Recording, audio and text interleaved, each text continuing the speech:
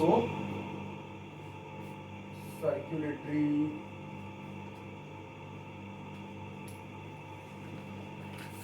system, and in NCERT it is fluid circulation. So this is fluid circulation.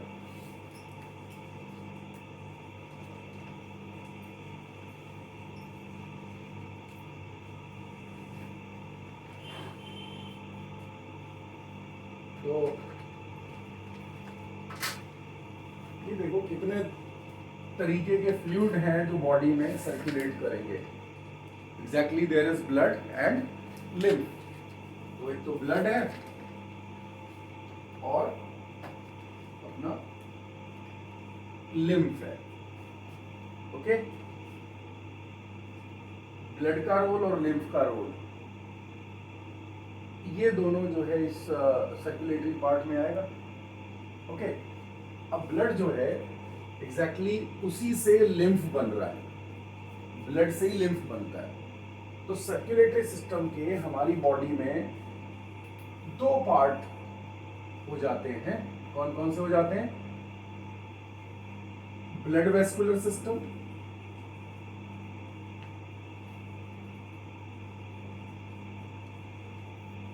और दूसरा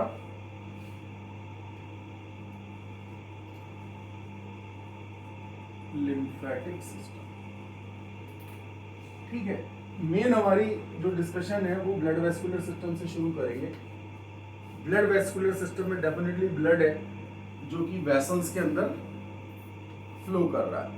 and there is a pumping organ, heart है. Heart ये उसको flow करवा रहा है. ठीक है, किसमें फ्लो करा रहा है? ब्लड वेसल्स के अंदर. There are three categories of blood vessels: arteries, veins और capillaries. ठीक है, तो पूरे चैप्टर में हम लोग क्या पढ़ने वाले हैं? पूरे चैप्टर में अभी चूंकि ह्यूमन है, हमने पूरा एनिमल किंगडम पढ़ा हुआ है. हर एक जगह पे कुछ कुछ प्रोफाइल्स हैं, तो अभी साथ के साथ ही हम लोग उसमें डिस्कशन कर लेंगे कि कैसे है. तो इसमें जो टॉपिक आएगा ना, टॉपिक में क्या क्या डिटेल कर रहे होगे? एक तो आप कर रहे होगे कि व्हाट इज ब्लड, ब्लड का रोल बॉडी के अंदर क्या है, क्यों इस सिस्टम की जरूरत है. तो ब्लड इज ट्रांसपोर्टिंग मीडियम, ये हम जानेंगे. कनेक्टिव टिश्यू है, ट्रांसपोर्ट करता है डिफरेंट टाइप के कंटेंट्स को. तो कंटेंट्स की लिस्ट आ जाएगी. इसके बाद ये कहाँ ट्रांसपोर्ट हो रहा है, ब्लड वेसल्स की डिटेल देखोगे. And how the flow is maintained. तो हार्ट के बारे में पूरी की पूरी डिटेल है. ठीक है, तो मेजर पार्ट्स में आप ब्लड वेसल्स एंड हार्ट ये पढ़ोगे, और जो डिसऑर्डर्स वगैरह है इस सिस्टम के, that we will be taking. ठीक है, देन साथ में ही लिम्फ के बारे में बता दिया जाएगा कि लिम्फ क्या है और क्या इसका रोल और कहाँ पे फ्लो कर रहा है. तो सिंपल सी बात यह है कि लिम्फ के लिए कोई भी हार्ट मौजूद नहीं है. Lymph is flowing with the help of muscular movements. अगर आप चलते हो यहाँ से वहाँ, तो आपकी मसल्स के जो मूवमेंट होते हैं वो लिम्फ को आगे बढ़ाने में हेल्प करता है. जो मसल्स हैं मूव कर रही है, उसी के बीच में लिम्फ वेसल्स भी प्रेस हो रही है और लिक्विड आगे बढ़ रहा है. दूसरी चीज ये है कि ग्रेविटी जो है उसको अपने नीचे की तरफ खींचते रहती है और मसल्स उसे मूव कराते रहते हैं. तो कभी क्या होगा कि बहुत देर तक अगर आप कहीं बैठे हो, किसी जगह पे आप इकट्ठा बैठ जाते हो 2-4 घंटे के लिए, तो कई बार पैरों में स्वेलिंग आ जाती है. वो क्यों है? वो भी लिम्फेटिक कलेक्शन की वजह से हो रहा है और इंटरस्टिशियल फ्लूइड की वजह से. एग्जैक्टली क्या है कि जो लिम्फ है वो कहाँ से बनेगा? ये ब्लड से आता है, ब्लड में ही मिल जाता है. ब्लड की फिल्ट्रेशन से लिम्फ बनेगा और वापस लिम्फेटिक वेसल्स में जाएगा, और लिम्फेटिक वेसल्स से जाकर के ये वापस वेन्स में ड्रेन हो जाता है. ठीक है, तो ये एक सिस्टम है पूरा बॉडी का. इसके अलावा और देखो कि जो लिम्फ का रोल प्ले है वो आपके इम्यून सिस्टम में. स्पेशल टाइप ऑफ WBC जो लिम्फोसाइट्स हैं वो लिम्फ से कंसर्न्ड लिम्फ में रहेंगी. ठीक है, इसके अलावा जो है लिम्फ जो है फैट को एब्जॉर्ब करने में हेल्प करेगा आपके इंटेस्टाइन से. जो विलाई होते हैं, विलाई के सेंटर में लैक्टेल होती है, स्पेशल ब्लड वेसल वहां पे है, सॉरी लिम्फ वेसल है. तो ये लैक्टेल के अंदर जो है डाइजेस्टेड फैट कलेक्ट हो जाता है, that is then transported forward. ठीक है, तो इस तरह से ये दोनों सिस्टम्स पे डिस्कशन है। ज़्यादा जो हमारा फोकस या ज़्यादा यूँ कहें कि बड़ी बड़ी जो बात है वो है ब्लड वेस्कुलर सिस्टम के बारे में। तो ये जो सिस्टम आप देखोगे, vascular system, blood vascular system, lymphatic system, and जो टॉपिक है आपका फ्लूइड सर्कुलेशन है। फोकस मेन है ह्यूमन बॉडी, लेकिन एक सेगमेंट आता है जब पूरे के पूरे एनिमल किंगडम में इसे मार्क करते हो। तो हमने पढ़ा हुआ है पूरा का पूरा एनिमल किंगडम, उसके अंदर डिटेल्स पड़ी हुई हैं। तो कुछ कोर डिटेल्स हैं, मैं लिस्ट करूंगा यहाँ पे, ठीक है, कुछ एक कोर डिटेल है वो लिस्ट करूंगा। और उससे पहले ये बता दूं कि ये जो सिस्टम होता है इसके रोल प्ले क्या है, बॉडी में क्या रोल प्ले करेगा। तो role of circulatory system in the body है ना, लिस्ट कर लेते हैं। देन उसके बाद कुछ एक इंपॉर्टेंट मार्क किए जाने वाले क्वेश्चंस पॉइंट्स हैं, वो मैं लिखूंगा, आप उसे नोट कर लेंगे, ठीक है। That we have already done, वो किया हुआ पार्ट है, तो इसलिए मुश्किल नहीं आएगी, रिमाइंडर ही एक तरीके का। तो यहाँ पे सर्कुलेटरी सिस्टम के रोल क्या है, role of circulatory system in body, ठीक है। तो role in circulatory system in body, तो सबसे बड़ी बात यह है कि कुछ भी करे ये, तो इसका मेजर रोल जो है वो तो ट्रांसपोर्ट ऑफ मटेरियल है, ठीक है। पहला जो मेजर रोल है that is transport of materials. अब ये मटेरियल्स की कैटेगरी आ जाएगी, तो मटेरियल्स की क्या क्या कैटेगरी है, क्या क्या ये ट्रांसपोर्ट करेंगे। रेस्पिरेटरी गैसेस,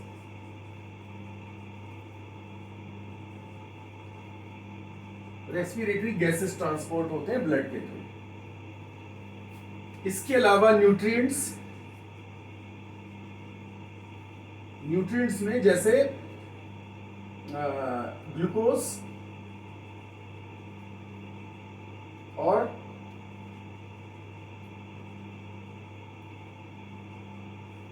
एमिनो एसिड जो है मेन पार्ट होता है। इसके अलावा विटामिन वगैरह सब जो है वो ब्लड के थ्रू ही इधर से उधर जाएंगे, ठीक है। तो इसके अलावा विटामिन एक्सेट्रा भी जो है वो ब्लड के साथ ही ट्रांसपोर्ट किए जा सकते हैं। रेस्पिरेटरी गैसेस हो गए। इसके अलावा मेटाबॉलिक वेस्ट,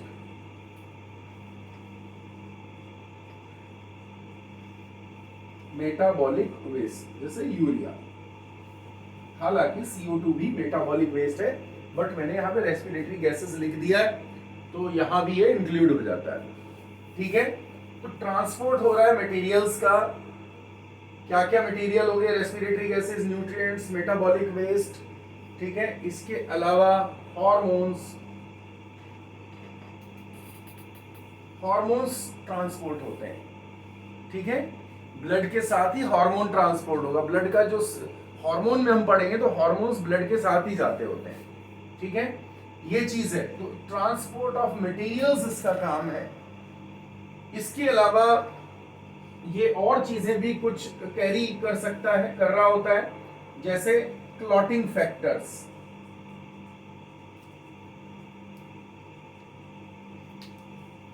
क्लॉटिंग फैक्टर्स को कैरी कर रहा होता है। ट्रांसपोर्ट क्या कर रहा होता है, क्लॉटिंग फैक्टर भी ट्रांसपोर्ट कर रहा होता है, ठीक है।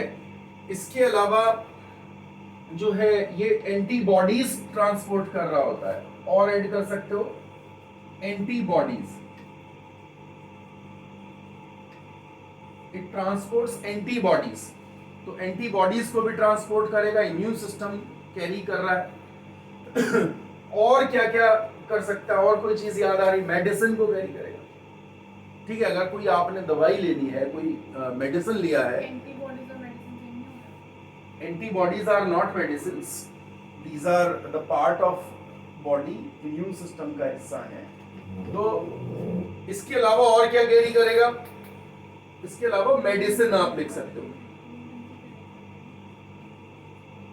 मेडिसिन, ठीक है। दवाइयां जो भी आप खा रहे हैं, पैरासीटामोल खाया, कोई भी एनाल्जेसिक्स जो है ले लिया, पेन किलर ले लिया, है ना, कोई भी मेडिसिन हम ले रहे हैं, वो कहाँ जाती है, पहले ब्लड में जाती है, ठीक है। तो दीज आर द कंटेंट्स जो आपके, इसके अलावा और भी तो चीजें हैं ना, जो लिस्ट आते जाएगा। मिनरल आयंस है, मिनरल्स है, मिनरल आयंस, अलग अलग आयंस हमारे ब्लड के अंदर प्रेजेंट होते हैं। ठीक है, जैसे कैल्शियम आयन हो गया, सोडियम आयन हो गया, पोटेशियम हो गया, क्लोराइड आयंस हो गया। तो different these ions are present in the, ये हमारे ब्लड के अंदर प्रेजेंट रहेगा। ठीक है, तो ये ट्रांसपोर्ट कर रहा है, ये सभी को ट्रांसपोर्ट कर रहा है। मैंने ये नहीं कहा कि ये अच्छी चीज बुरी चीज, ये जो भी इसमें अच्छा बुरा प्रोडक्ट्स हैं या फिर कोई बॉडी के लिए एसेंशियल्स हैं, वो सारे के सारे इससे ट्रांसपोर्ट होंगे। आइडिया क्लियर हुआ? तो ये एक फंक्शन तो वो ट्रांसपोर्ट, मेजर कैटेगरी मैंने एक पहली रखी, क्या? Transport of materials. दूसरा काम ब्लड क्या करता है? दूसरा काम क्या करता है? दूसरा काम ये करता है कि कभी जरूरत पड़ जाए तो चूंकि क्लॉटिंग फैक्टर इसमें होते हैं, कैरी करता है, तो ये आपको प्रोवाइड करता है दूसरा फंक्शन, ब्लड क्लॉटिंग। ड्यूरिंग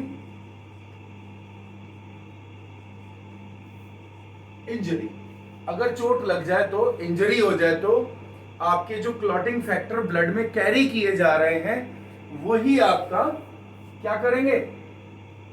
वही आपको जो है क्लॉटिंग क्रिएट करेंगे। नॉर्मल देखो, क्लॉटिंग की प्रोसेस बताऊंगा आपको, ठीक है? क्लॉटिंग की प्रोसेस बताऊंगा तो आप ये समझ लो कि जो क्लॉटिंग है इसमें 3 to 7 मिनट का टाइम लगता है।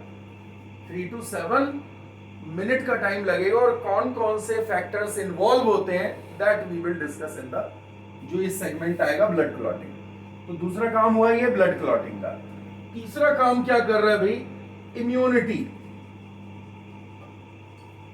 हमारे +2 वाले सेक्शन में, 12th के सेक्शन में कंप्लीट एक सिलेबस में पूरा चैप्टर है इम्यून सिस्टम, है ना, and common human diseases. Immune system and common human diseases पूरा एक सेक्शन है, पूरा एक चैप्टर है।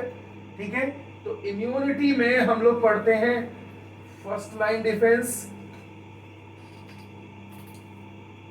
तो ये जो है ये ब्लड से प्रोवाइडेड नहीं है। ठीक है, ये सिस्टम ब्लड से नहीं है, ये एक तरीके का आपका बैरियर सिस्टम है। स्किन हो गया, बॉडी के केमिकल्स हो गए, दे आर फर्स्ट लाइन। तो ये हमारा ब्लड से प्रोवाइडेड नहीं है या लिम्फ से प्रोवाइडेड नहीं है। इम्यूनिटी में तो second line defence, second line defence, this all is provided by the blood. सारा का सारा किससे आएगा? ब्लड से आएगा। Second line defence is coming from blood. First point was not related to this. First line of defense is not related to this. ठीक है, ये फर्स्ट लाइन इससे रिलेटेड नहीं है, सेकेंड लाइन रिलेटेड है। फर्स्ट लाइन क्या होगा? हमारी बॉडी में क्या हो रहा है? अभी आपको कोई भी बैक्टीरिया एंटर करेगा तो सबसे पहले कहां से एंटर करेगा? किसी भी बक्कल कैविटी से करेगा, या स्किन से करेगा, या कट के थ्रू करेगा। ठीक है, और अगर स्किन में कट ना हो तो वो एंटर नहीं करेगा। It means skin is a barrier. Your first line defense, it is not a part of blood. ये ब्लड का हिस्सा नहीं है। आपके डाइजेस्टिव सिस्टम में जब आप खाना खा रहे हो तो आपका जो सलाइवा है उसमें लाइसोजाइम्स हैं। आपकी आईज के अंदर टीयर्स हैं और टीयर्स में लाइसोजाइम है। कान के अंदर ईयर वैक्स है। ठीक है, ये सब कुछ क्या है? ये सब कुछ आपके पैथोजेंस को बॉडी में एंटर करने से बाहर रोक रहे हैं। Blood is not involve. This is called first line of defence. Okay, तो फर्स्ट लाइन डिफेंस किसी सिस्टम के अंदर आने से रोकता है। जैसे you can say the army on the border is first line of defence. कोई भी बाहर से दुश्मन आ रहा है तो सबसे पहले उनका सामना आमना किससे होगा? डिफेंस के साथ होगा। फर्स्ट लाइन डिफेंस बोलते हैं उसको। अगर वो अंदर आ गया है फिर आर्मी के उससे ग्रिप से बाहर आ जाता है। अगर कोई पर्सन बैरियर क्रॉस कर गया है, it is in the system, in the country, तो अब उसे कैसे आइडेंटिफाई करोगे? उसके लिए फिर जो है नेक्स्ट स्पेशलाइज सिस्टम आ जाते हैं। पहले लेवल पे तो नॉन स्पेशलाइज सिस्टम ही रहेगा, नॉन स्पेसिफिक रहेगा कि भाई कोई भी अनयूजुअल दिख रहा है, कोई भी पुलिस वाला देख के उसको पकड़ लेता है कि भाई तुम अलग दिख रहे हो, तुम्हारा जो है सिस्टम मुझे शक लग रहा है, तो उसको एंगल्फ हो जाएगा पहले लेवल पे ही। तो एक तो ये सिस्टम होता है non specific type of defence. तीसरा होता है कि अगर आइडेंटिफिकेशन में दिक्कत है तो फिर एक बहुत ही प्रिसाइज्ड सिस्टम की जरूरत पड़ती है, थर्ड लाइन डिफेंस होगा। वहां पे आपको जो है इंटेलिजेंस डिपार्टमेंट जैसा काम करना पड़ेगा, हेल्पर टी सेल्स होंगे, किलर टी सेल्स होंगे, पूरा मतलब जो है फिर जो है एंटीबॉडीज होंगे, तो वो स्पेसिफिक सिस्टम बन जाता है। तो नेक्स्ट जो मैंने 2 लाइंस आपको बताई, कौन कौन सी line? Second line defence and third line defence.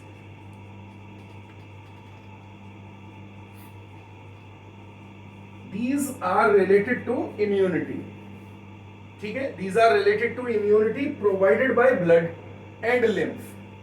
Blood और lymph, exactly, lymph is also the part of blood. Blood से ही निकलता है, तो ये हमारे वेस्कुलर सिस्टम से प्रोवाइड होता है, सेकेंड लाइन और थर्ड लाइन। तो सेकेंड लाइन बेस जो है वो इसमें क्या क्या चीजें इन्वॉल्व होती है? इसमें WBC इन्वॉल्व होता है, व्हाइट ब्लड सेल्स, इसमें फीवर इन्वॉल्व होता है, बुखार आ जाता है। तो बेसिकली इसका कंपोनेंट WBC और फीवर आने का भी हम जब आएगा तो उसमें समझेंगे। फीवर बॉडी टेम्परेचर राइज करने से पैथोजेंस की डेथ होने लगती है, तो ये एक तरीका है। इसके अलावा वायरसेस को भगाना है तो इंटरफेरोन्स और इन्फ्लेमेशन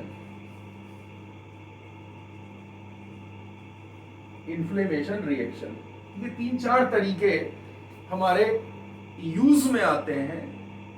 किसके यूज में आते हैं, क्यों यूज में आते हैं? Non specific second line defence हम इसको बोलेंगे। क्या बोलेंगे? Second line of defence. यानी कि तुम जब नॉर्मली क्या होता है, रोज कहते हैं ना बुखार हो गया हमें, तो बुखार कैसे हो जाता है कि पैथोजन आया बॉडी में और बॉडी टेम्परेचर राइज होगा। बुखार आना अच्छी बात है, इसका मतलब है कि your immune system is working. बुखार आने से क्या हुआ कि pathogens they rise on 37 degree centigrade, basically 37 degree एक सूटेबल टेम्परेचर है हमारी बॉडी के अंदर। जब ये आए तो आने के बाद अगर बॉडी का टेम्परेचर मैं 1 डिग्री राइज कर दूं तो इनकी ग्रोथ सीज हो जाएगी। ओके, हमारी बॉडी का नॉर्मल टेम्परेचर 37 डिग्री, और अगर 1 डिग्री टेम्परेचर बढ़ा दे शरीर, इसको इंक्रीज कर दे, पायरोजेंस नाम के मटेरियल जो है वो ब्लड में रिलीज होते हैं और WBC से कंसर्न है। पायरोजन मतलब फीवर कॉजिंग एजेंट्स, ठीक है? तो पायरोजन जो है जब रिलीज हो जाते हैं पैथोजन के, आपकी बॉडी पैथोजन आए, पायरोजन रिलीज हुआ, आपको बुखार हो गया। बुखार होने से क्या हुआ कि पैथोजन की ग्रोथ स्लो हो जाएगी, क्योंकि उसको तो कितना चाहिए 37, आपने कितना दे दिया 38, गर्म कर दिया, तो अब उसका मेटाबॉलिज्म खराब हो जाएगा, पैथोजेंस डिग्रेड होने लगेंगे। अगर आप मेडिसिन नहीं लेते हो, 2-4 दिन बुखार में रहते हो, तो आपकी बॉडी नेचुरली क्या करती है, नेचुरली उसको इरेडिकेट कर देती है पैथोजन को। तो इसका मतलब ये हुआ कि छोटे मोटे केसेस में हमें मेडिसिन नहीं लेना है ना। अगर हम फुर्सत में हैं तो हमें छोटे मोटे केस में मेडिसिन नहीं लेना चाहिए, बीमार हो जाना चाहिए। उससे क्या होगा कि आपका इम्यून सिस्टम लगातार स्ट्रांग और अच्छा रहेगा, ये रिस्पॉन्ड करता रहेगा। अब आपने तो एंटीपायरेटिक ड्रग ले ली, ड्रग का नाम क्या है? Antipyretic drug. तो antipyretic drugs like paracetamol are those जो बॉडी टेम्परेचर को डाउन कर देते हैं, ठीक है? उनके साथ एक कंपेन कर दिया जाता है कोई एंटीबायोटिक। एंटीबॉडी और एंटीबायोटिक अलग अलग चीज है। तो एंटीबायोटिक लेकर के आपने एंटीबायोटिक से पैथोजन मार दिया, और उधर जो है बुखार कम करने के लिए आपने दवाई ले ली। आपने क्या किया, अपने शरीर को काम नहीं करने दिया, बॉडी के सिस्टम को काम नहीं करने दिया। तो एंटीबायोटिक्स और एंटीपायरेटिक ड्रग्स या एनाल्जेसिक होता है पेन किलर, ये ड्रग्स छोटे मोटे कंडीशन में नहीं लेना चाहिए। उसका एक दूसरा तरीका है, एलिमिनेशन के और भी तरीके। शरीर से अपने आप पैथोजेंस बाहर जाते हैं, है ना? कैसे जाते हैं? वॉमिटिंग के थ्रू जाते हैं। कभी कभी वॉमिट हो जाता है, वॉमिट करने के बाद एकदम रिलैक्स हो जाता है कि पैथोजेंस आर आउट नाउ।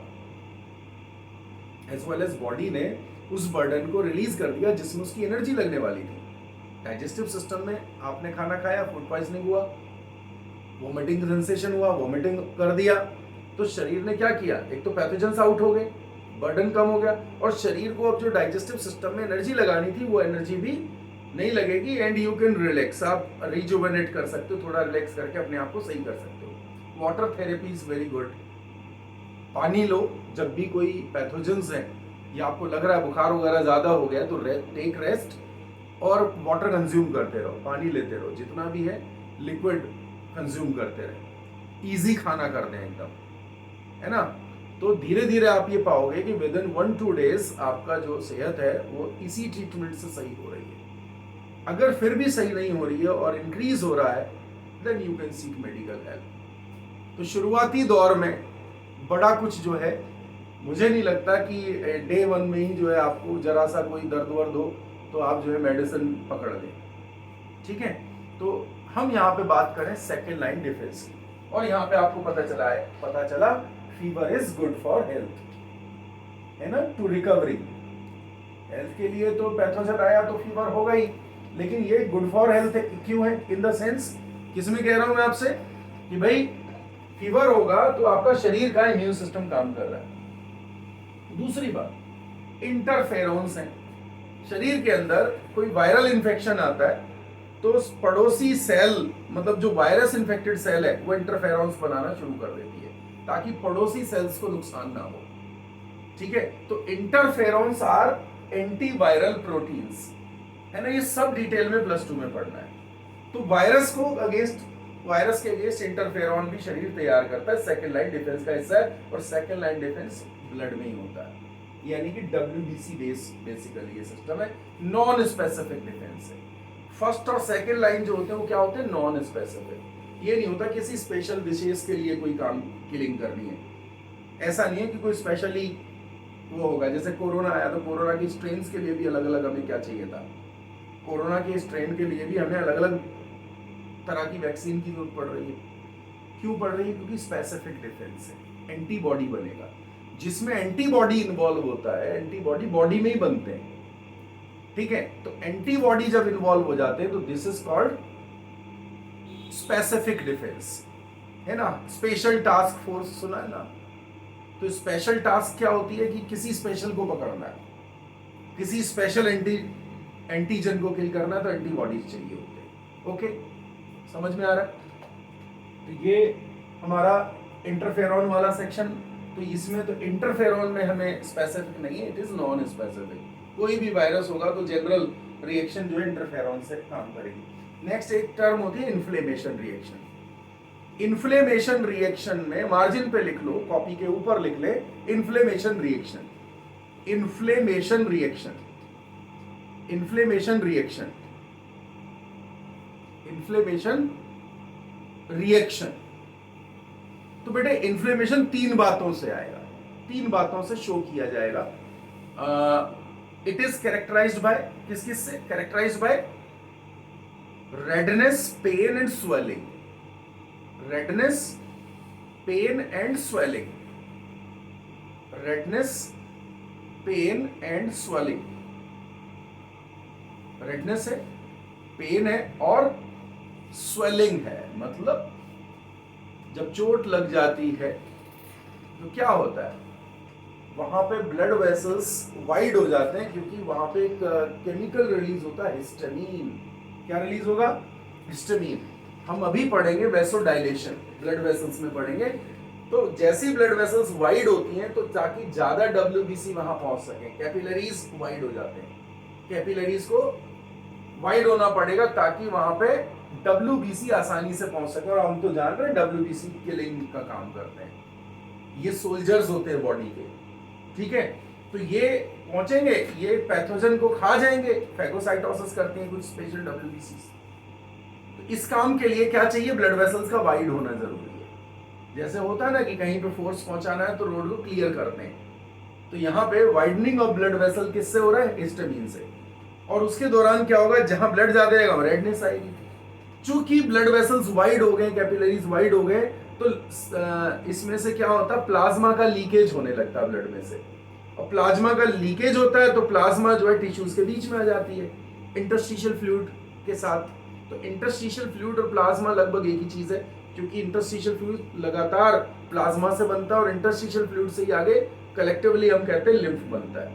ठीक है, तो ये चीज है, ब्लड से बना, ब्लड से निकला प्लाज्मा, प्लाज्मा आईएफ में गया इंटरस्टिशियल फ्लूइड, और फाइनली वही चीज आप कह रहे हो कि लिम्फ भी हो गया। तो जिस जगह पे टिश्यू में इकट्ठा हो जाएगा स्वेलिंग होगी ना, और छू के देखो टेम्परेचर भी होगा। तो हमने क्या क्या लिखा, रेडनेस, स्वेलिंग, पेन और टेम्परेचर राइज। टेम्परेचर राइज का क्या फायदा है, वही कि लोकल एरिया में टेम्परेचर बढ़ा दो, पैथोजन मर जाएंगे, गर्म कर दो उनको। तो ओवरऑल ये दूसरा फंक्शन यहां समझ में आया, इम्यूनिटी। तीसरी लाइन डिफेंस क्या होती है, it is antigen antibody interaction based system. Antigen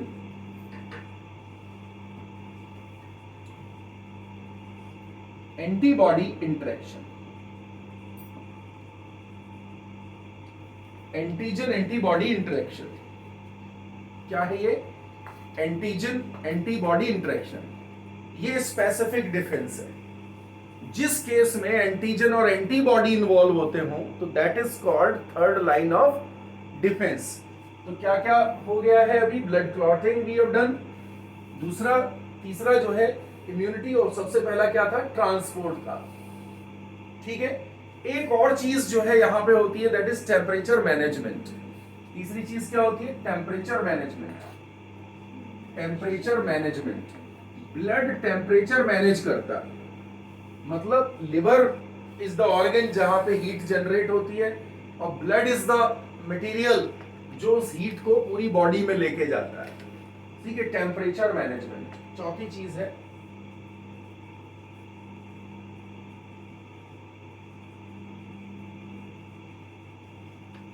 temperature management, temperature management में क्या है कि हीट इज जनरेटेड